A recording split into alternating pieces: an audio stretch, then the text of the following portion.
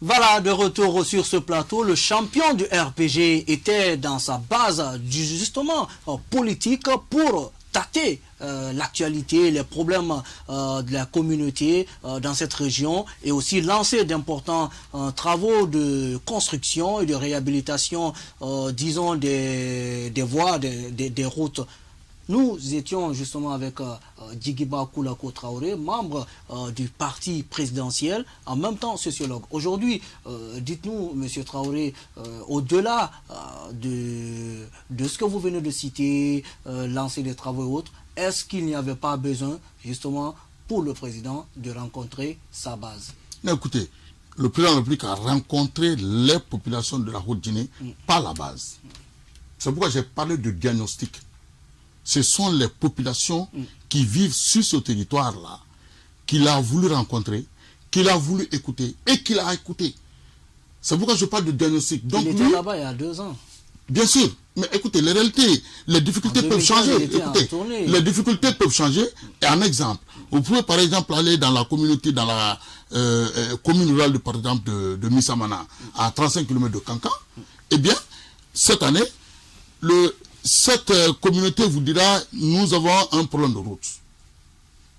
Vous réalisez la route, vous revenez un an après, elle vous dira, on n'a pas de centre de santé. Qu'est-ce qu'on fait de la décentralisation, de la déconcentration? Justement. Parce qu'il y a aussi des responsables, il y a des personnes qui sont déléguées par le président de la République.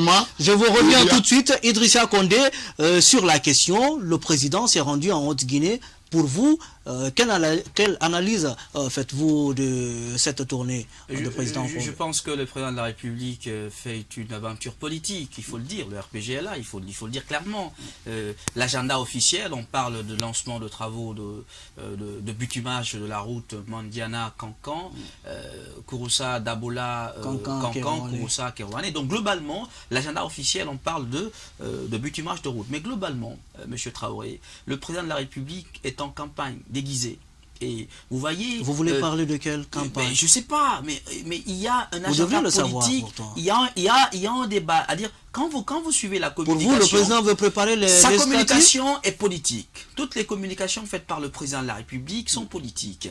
Il dit à Kouroussa, je suis venu vous dire que le parti va être corrigé, qu'on va corriger beaucoup de choses et qu'on va donner plus de responsabilité aux jeunes et qu'on va faire en sorte que les gens ne fassent pas du parti leur propriété. Alors globalement, je pense que ce message-là est un message politique. Et ce qui est important, M. Traoré, c'est que les gens sont déçus quand même du président de la République et de son gouvernement, notamment les gens de la Haute-Guinée. Si le président de la République est président de la République, je le disais ici dans un autre numéro d'analyse, si le président de la République a pu être président de la République, c'est grâce à la fidélité de ces populations. Et en 8 ans de gouvernance, c'est inconcevable que ce gouvernement échoue à mettre en place des routes dignes de nom en Haute-Guinée et puisse donner l'électricité. Ça me rappelle encore Kassori quand il disait que le Chinois est mort. Chose qui ramène même à cette autre question, le président qui soutient les jeunes qui... Mais c'est de la démagogie. C'est de la démagogie. Qui criait et qui revendiquait le courant. Mais il a fallu 8 ans que monsieur le président de la République, monsieur Traoré, se rende compte que les jeunes en Haute-Guinée n'ont pas d'emploi. Que les jeunes qui l'ont soutenu, qui sont battus pour le RPG et qui ont à un moment donné versé de leur sang pour qu'ils soient président de la République, n'ont pas accès à l'emploi pendant 8 ans de sa gouvernance. Pour moi, c'est un échec lamentable. Et ce gouvernement, le président de la République doit en tirer toutes les leçons parce que nous sommes à un an, nous sommes à l'élection présidentielle. Il doit en tirer toutes les conséquences. Nous allons partir avec M. Koulako, justement. Vous savez quand j'entends dire M. Condé que c'est un échec lamentable, ça me fait rigoler. Le président soutient quand même les jeunes. Écoutez, je vais vous expliquer. En réalité, ici, moi je suis à la fois homme politique, agent de développement et chercheur. J'ai fait presque toute la Guinée. Donc je sais, avant l'arrivée de M. le Président de la République, certaines réalités, aujourd'hui, à l'instant T, et d'autres réalités, les changements qui ont été opérés. Donc je peux m'exprimer sans langue de bois, sans que personne ne parvienne à me contrarier. C'est vrai que en termes, n'est-ce pas, de réalisation de certaines infrastructures par exemple, la route Kankan-Mandiana, c'est une route internationale. Vous avez suivi les cas C'est la route, qui a eu à Mandiana? Attendez, Oui. c'est la route nationale numéro 7, Kankan-Mandiana. Et dès que vous traversez le fleuve, dès que vous traversez le fleuve Sankarani, vous partez soit au Mali à travers Nyantanina ou la Côte d'Ivoire à travers Numidila. Je connais un peu, mais je sais aujourd'hui qu'il y a beaucoup d'efforts qui ont été faits dans ce cadre-là. Mais la saison des pluies a fait que... Vous parlez d'efforts. Beaucoup d'efforts, je sais, Mandiana d'avant, on a vu écoutez, Mandiana avant l'arrivée de M. le Président de la République, et Mandiana aujourd'hui avec le M. le Président de la République, il n'y a pas photo. Cancan avant l'arrivée de M. le Président de la République, une ville où j'ai étudié, moi j'ai fait l'université de jeunesse de Cancan. Je vous assure, je vous assure qu'avant l'arrivée de M. le Président de la République, Mandiana n'avait pas 1 centimètre de goudron. 1 centimètre de goudron. J'ai été responsable, n'est-ce pas, du programme PALU à Mandiana entre 2003, 2004, 2005. Je sais de quoi je parle, M. Kondé. Donc je n'invente pas. Vous prenez comment on appelle ça, les villes comme Dengueraï, les villes comme Kouroussa, comme Kerouane. Eh bien, il y a eu beaucoup de changements. Mais encore une fois, quand tu trouves, comme le dit comme le disent nos parents, quand tu trouves le champ très vaste, tu vas passer la journée, on dira que tu n'as fait que quelques heures. Il a trouvé un chantier très vaste où les problèmes se sont accumulés, problèmes d'électricité, problèmes d'eau, problèmes de route, difficultés d'accès aux services sociaux de base, et ainsi de suite. Donc moi je pense aujourd'hui que la Haute-Guinée n'a pas regretté l'arrivée de M. le Président de la République. Aujourd'hui, mes parents, dans la sous-préfecture de Kiebakura, mes parents n'ont plus de difficulté d'étiver le riz. Vous êtes de Kiebakura? Je suis de Kiebakura, je suis de la commune urbaine de Kiebakura. C'est à ce niveau, on traverse le bac. Le bac, c'est en allant à Sigiri, le bac est à quelques 5 à 6 Le bac qui n'a pas de moteur? Non, le bac, il y avait le bac, mais maintenant, là, c'est le pont. C'est le pont. Sur le fleuve Tenkiso. À la rentrée de Sigiri, nous sommes à 12 km du centre-ville, mais c'est le siège de la commune rurale de Kiebakura. Donc, je sais qu'aujourd'hui, mes parents n'ont plus de difficultés, parce qu'il a installé une rizerie. À moins de 2 heures. Est-ce que c'est le cas dans toute la région? Écoutez, c'est le cas dans toute la région. Mais pour vous, est-ce qu'il n'y avait pas d'agenda politique derrière cette tournée de président? Pour vous, il était parti juste écouter la population? Il était parti écouter la population, faire une comparaison entre les rapports qu'on lui remonte et la réalité. Et qu'est-ce qui a été fait justement aujourd'hui, après la tournée du président? Qu'est-ce qu'il a constaté? Et qu'est-ce qui a été fait en termes, par exemple, d'infrastructures routières? Non, le président de la République a vu que, eh bien, le projet, par exemple, Kankan-Mandiana, les gens étaient en train de traîner les pas. Il leur a dit, il faut que ce projet soit activé maintenant. Ça, les instructions ont été données. Donc ça, c'est un résultat. Ne va pas au-delà de 15 km. Hein? Attention, attention. C'est pour ça, Kankan-Mandiana, je vous parle de Kankan-Mandiana, c'est 85 km. Oui, de Kankan-Koura à Mandiana, finalement, vous n'avez que 15 km. 15 km. Non, écoutez, vous savez, bitumé. Je vous parle bien sûr de route bitumée. Ça, on peut d'Alhamdoulilah. Vous savez pourquoi? On n'a jamais pensé, je vous assure. Quand je prends Mandiana par exemple, avant 2010, où j'étais chef de projet, je sais dans quelles conditions nous vivions. J'avais la difficulté même d'organiser des séminaires à Mandiana. Je suis venu avant 2010. C'est une ville que je connais.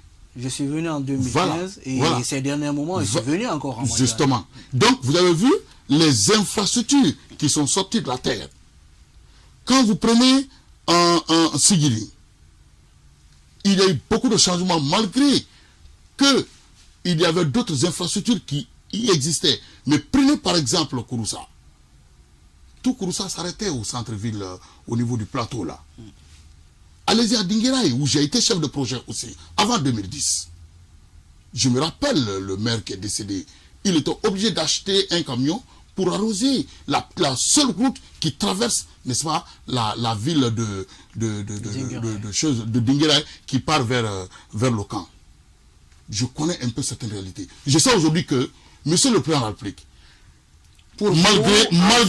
malgré les interprétations diverses, il n'était pas allé en Haute-Guinée pour faire des campagnes politiques ou pour dans le cadre pour préparer les législatives. Monsieur le Président de la République était parti pour écouter la population et faire le diagnostic réel, évaluer les actions. Alors, cette autre question pour vous deux, des jeunes qui revendiquent le courant à Kankan, le président qui soutient la jeunesse, pour vous, quelle lecture faites-vous de ce message? Je voudrais d'abord, avant de répondre à cette question, repréciser les choses avec M. Traoré. Quand vous prenez le cas de Mandiana, je suis désolé, M. Traoré, ce n'est pas, je ne dis pas les choses comme ça au hasard. Les gens ont manifesté à Mandiana. Ils ont manifesté. Vous dites que tout va bien à Mandiana, je suis désolé, les gens ont manifesté. Je n'ai pas dit que tout va bien à Mandiana. Alors justement, les gens ont manifesté. J'ai dit qu'il y a eu assez de changements à Mandiana. Il y a eu beaucoup d'améliorations. Vous parlez d'amélioration. Ok, d'accord. Vous parlez d'amélioration. Moi, je vous signale qu'à Mandiana, les populations se sont fortement mobilisées pour manifester. Non, une partie. Monsieur Traoré, j'ai la parole, s'il vous plaît. Les gens se sont fortement mobilisés et on dit, souffrez de m'écouter, s'il vous plaît. Les gens se sont fortement mobilisés pour dénoncer le fait que des promesses ont été faites par le gouvernement du président de la République et n'ont pas été tenues à Mandiana. Revenons à la question de l'électricité. Et parlant de Kankan. C'est monsieur Traoré. Les jeunes qui c'est honteux, monsieur Traoré. C'est honteux pour notre pays qu'on puisse faire qu'à l'État et qu'on est en train de faire Swapiti que la Haute-Guinée n'ait pas d'électricité. C'est inacceptable. Attends, il y a un projet en vue, mais globalement, il faut que le président de la République comprenne une chose. À toute chose, mais monsieur Traoré, ça fait 8 ans que le président de la République est président de la République.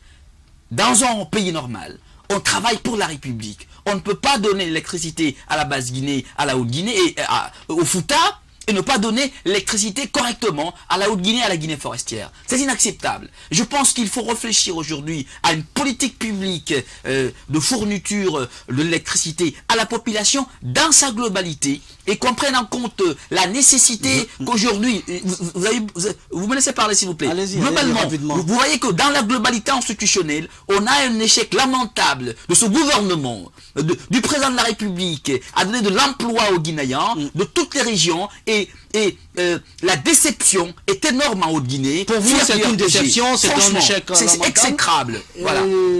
Koulako Traoré. Non, écoutez, vous savez... Les jeunes qui revendiquent, qui réclament le courant à Kankan. Non, écoutez, vous n'êtes pas jeune. Vous avez 36 ans, mais pas jeune. Je suis désolé. Vous n'êtes pas jeune. Je suis désolé. Non, écoutez, M. Condé, je suis jeune. Je sais de quoi je parle. Et je suis parmi les leaders de ma préfecture. Je suis le leader de ma commune à Conakry. Donc je sais de quoi je parle. Aujourd'hui, il y a effectivement assez de projets dans le cadre de l'électricité. Mais vous savez, dans le cadre du diagnostic... Non, laissez-moi aller au bout de mes idées. Vous savez, dans le cadre du diagnostic participatif, il y a une méthode qu'on appelle, comment on appelle ça, le choix des priorités. Lorsque il n'y a pas de route, il n'y a pas de courant, il n'y a pas de centre de santé, il n'y a pas d'eau. Je ne prends que ces 4 problèmes. Lesquels, parmi ces 4 problèmes, lequel est prioritaire? Je pense que si la population demande de leur donner de l'eau potable, c'est de l'eau potable qu'il faut donner. Après, on vient. Mais vous n'avez pas répondu à ma question. En 30 secondes, le président a soutenu les jeunes quant à revendication des jeunes par rapport au courant à Kankan. Finalement, est-ce que le président s'est décrié ou bien vous avez quelle lecture de... Non, vous savez, nous avons justement, en Guinée, on ne peut pas avoir un président aussi beaucoup plus démocratique, beaucoup plus démocrate que monsieur le président de la République, qui est Alpha Condé. Il était de son devoir, de façon objective, d'accepter les desiderata de ces jeunes, d'une frange de la jeunesse, parce que ce n'est pas toute la jeunesse, mais d'une frange de la jeunesse, qui avait manifesté leur cri de cœur par rapport à un problème. Il leur a dit, écoutez, je vous ai écouté, vous avez raison, et après, au retour à Conakry, toutes les mesures seront prises. Et les projets Guinée-Mali, nous allons revenir là-dessus tout à l'heure, on va marquer une pause et juste après on se retrouve pour continuer cette émission. Vous êtes dans Analyse.